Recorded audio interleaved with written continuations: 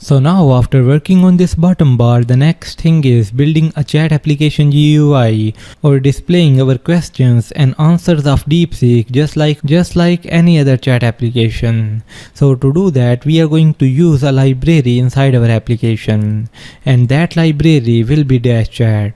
So you can open your browser and go to pub.dev, and there you can search for this DashChat library. So type DashChat 2 and you will see this result. So this is a later version of this library which we are going to use. So click on it and the documentation is opened. So by using this library, we can create a professional chat application GUI, and we can also display images, videos and audios inside that chat conversation. So now we are going to use this library, and for that purpose, firstly copy the dependency by clicking on this icon. After that, go to your pub/spec file and paste it below this HTTP. Now click on this pub/get so that the library will be downloaded and added inside our project. And there you can see the library is successfully added inside our project. After that, open the documentation page and then scroll down, and you will find an example code section for using inside your application. So as we want to display a chat application GUI similar to this one, and for that purpose we need to add a widget called DashChat inside our application GUI, and inside that DashChat we are going to display our sent questions and the answers of DeepSeek. So inside our application we can go to the build method, and there you can notice for now we are displaying the results inside this text widget. But now we want to display a DashChat widget here, so what we can do is to remove this center widget and also this text widget. Similarly, remove this parenthesis as well. And here we are going to use this DashChat widget. So DashChat, and you can see the option for this widget, so simply add it, and inside this widget we need to pass three things. So the main important thing is the list of messages which we want to display to the user. So it will gonna take a list of type chat message, and that list contain the messages which we want to display inside our application screen. And then we need to pass this current user.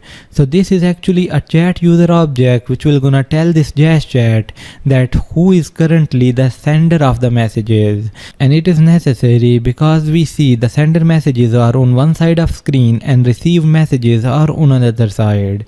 And the third thing is this onSend callback.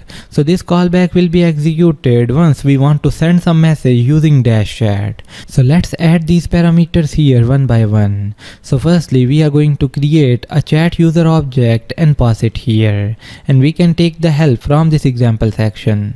So there you can see in this example section they are creating a chat user object, and for the user they are setting the ID, the first name and the last name. So what we can do is to make a copy of this code and add it inside our application. So here below this results we can paste it, and then we can specify, like I can specify my name here because I am the sender.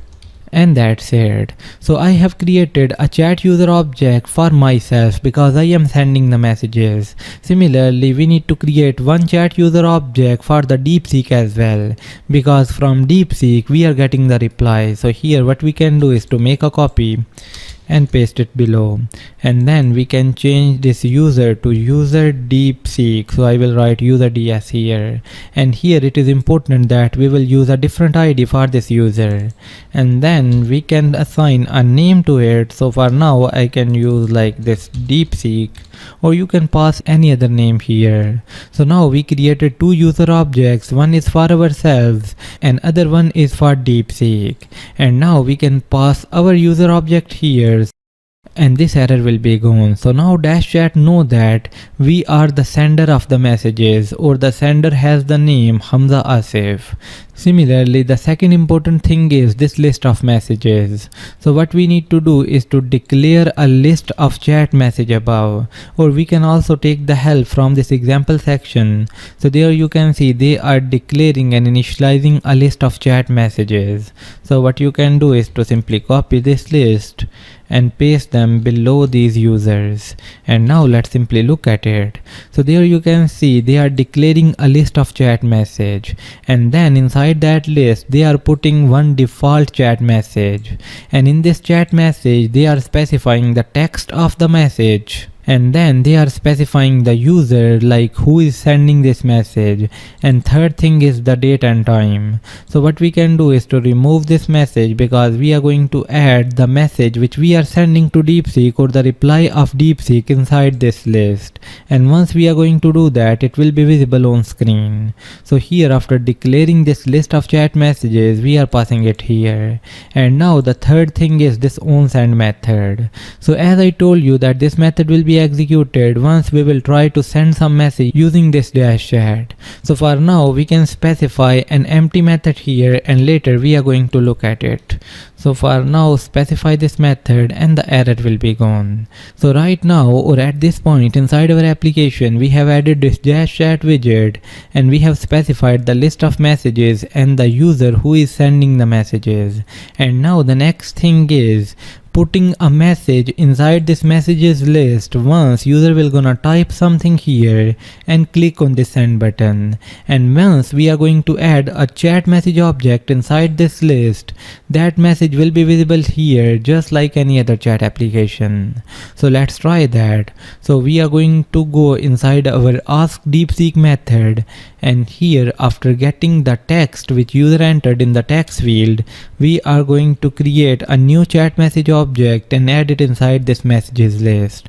So we can use this messages.add and specify a chat message object, and now inside it we need to specify the sender of the message. So as this is a message which we are sending to DeepSeek, so we are going to specify the user to our user object, and then the second thing is the date time.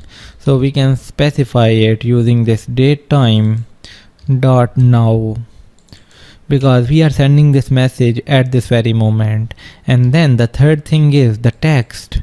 So we are going to pass the text which user entered in that text field. So specify this input text. And now here we need to do one final thing, and then we are going to test our application, and that is once we are going to add a message inside messages list, we are going to call set state and pass this messages list, and by doing that, wherever this variable is being used, the changes will apply. So as we are using it here inside our GUI, so a new message will be visible on screen.